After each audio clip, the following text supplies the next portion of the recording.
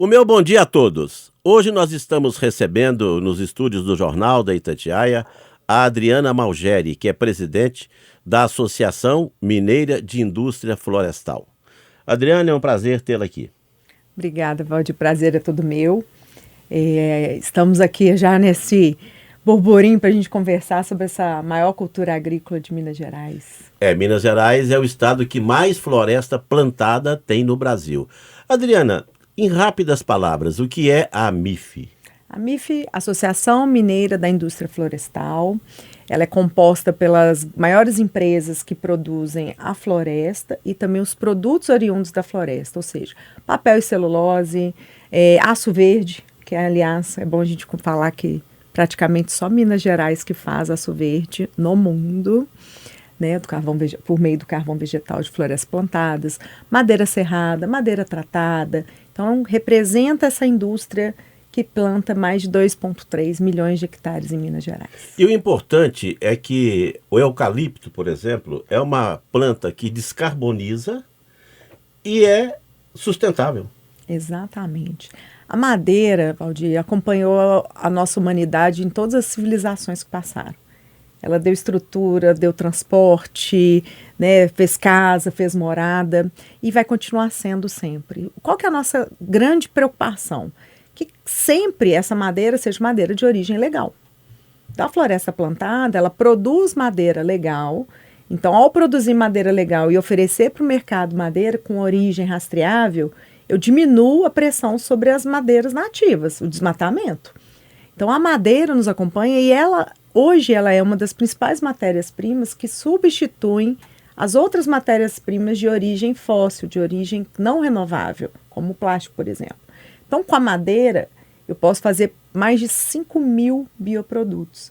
Então, ao mesmo tempo que quando ela está crescendo como floresta, ela remove o CO2, né, o dióxido de carbono, fixa ele no solo, esse carbono ainda fica nos produtos. Uma longa vida nos produtos. Então, eu faço esse trabalho de remoção, retirada do CO2, que é o grande vilão, né, do aquecimento global, para você ter essa oferta de produtos renováveis e limpos. Agora, uma coisa que precisa de acabar, está acabando aos poucos. É o mito de que o eucalipto acaba com a terra, que rouba a água da terra. Eu gosto muito de dar um exemplo, Valdir, é o seguinte. A gente tem em Minas Gerais, grande parte dos plantios de eucalipto tem mais de 60 anos no mesmo lugar. Então, se ele fosse tão demandante de água, demandante tanto da qualidade do solo, se ele mesmo chegasse ali como se ele fosse um aspirador, né? Tirasse toda a água, tirasse toda a qualidade do solo, aí aquele lugar mesmo ia servir para ele ainda, se ele é tão exigente. Ele ia continuar 60 anos no mesmo lugar. Ia virar deserto. E ele continua 60 anos no mesmo lugar, com tanta demanda assim. Então, assim, ele é a resposta. Só que as pessoas a gente vai pelo caminho mais fácil, né? As pessoas costumam não fazer essa reflexão. Falar, mas se ele demandasse tanta água, como que ele ia estar ali 60 anos? Não ia ter mais água há muito tempo, não é? Então, isso é um mito que ele mesmo ajuda a combater se a gente faz o raciocínio inverso. Adriana Malgeri, vamos falar do assunto de momento, o tarifaço do Trump. A celulose, por exemplo, não foi tarifada, naqueles 50%. Mas existe uma série de derivados da madeira que estão tarifados e que fazem parte de todo o complexo. Exatamente. É um momento de muita preocupação, que mesmo os produtos que foram isentos, isso não garante nada nesse cenário tão conturbado que nós estamos vivendo. Tudo pode mudar a qualquer momento, né? A celulose, por exemplo, não foi. Ferro-gusa, que é uma produção muito forte em Minas Gerais, que utiliza o carvão vegetal de florestas plantadas, também foi isento.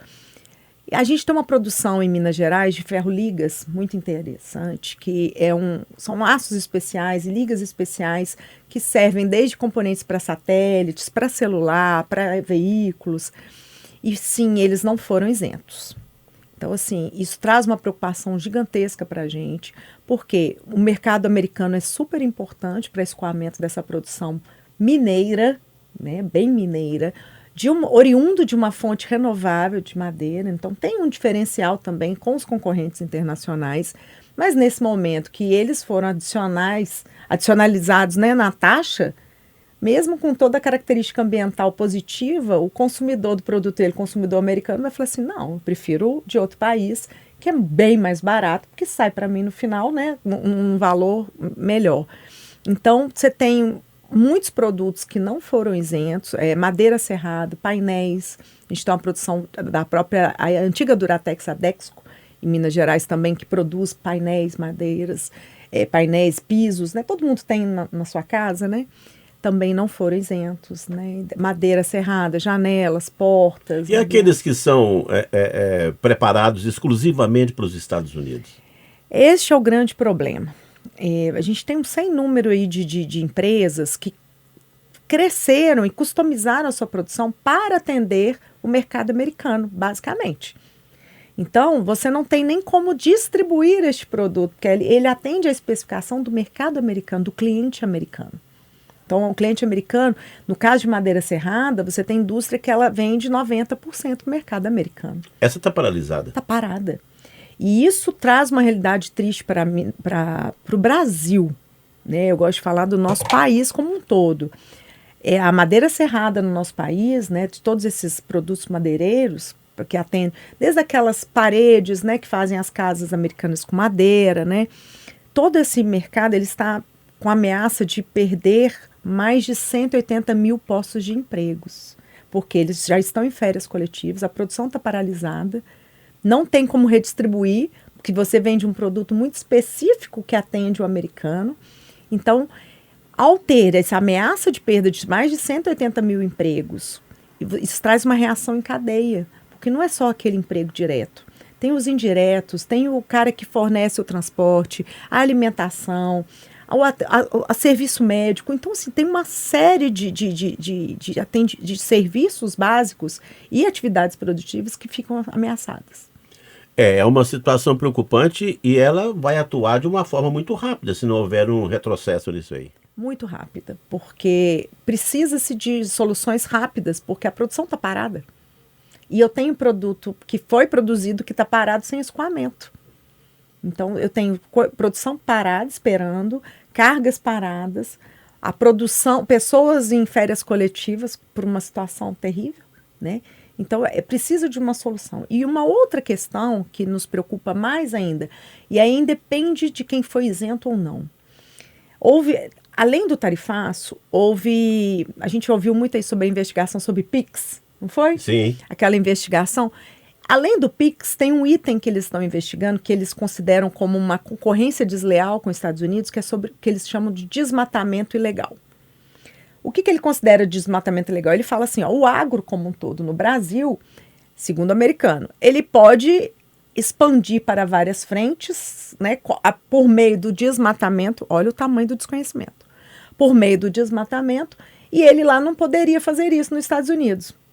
Então, isso é um absurdo já fizeram, tão né? grande. Já fizeram, né? Não tem nem o que desmatar mais. Isso é um absurdo tão grande que nosso agro conservador, da forma como principalmente... O nosso exemplo, nós somos a maior cultura agrícola de Minas Gerais, 2,3 milhões de hectares.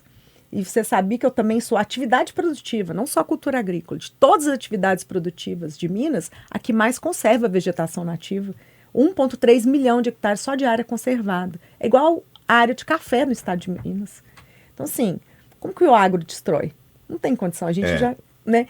E aí essa investigação traz para a gente uma preocupação, porque os setores tiveram que se defender, preparar defesas, vai ter uma audiência pública 3 e 4 lá nos Estados Unidos, para poder explicar que no Brasil o que é o desmatamento ilegal, que é o que todos nós queremos combater, né? Que isso é crime, isso é criminoso, isso não é a categoria que o agro trabalha. E a outra questão é quando você tem autorizações para supressão de uma vegetação ali que já foi regenerada, que não é nativa, né? A limpeza de área, né? A subsolagem, que é uma outra característica. Então, a gente explicando. Mas a gente não sabe necessariamente se eles realmente não sabem ou se o interesse comercial vai preponderar, né, assim como a questão do PIX. Então, isso nos preocupa. Vai ter uma audiência pública 3 e 4 lá nos Estados Unidos para poder explicar. Isso nos preocupa, porque se eles entenderem que realmente há uma concorrência desleal por conta do que eles chamam de desmatamento aqui do agro, aí exigem deles sanções comerciais muito maiores do que a taxação. E aí coloca todo o setor, não só a cultura agrícola de florestas, o agro inteiro sob ameaça. Muito bem. Essa é a Adriana Malgeri, que é a presidente da AMIF, que é a Associação Mineira da Indústria Florestal. Agradecemos sua presença e um bom domingo a todos.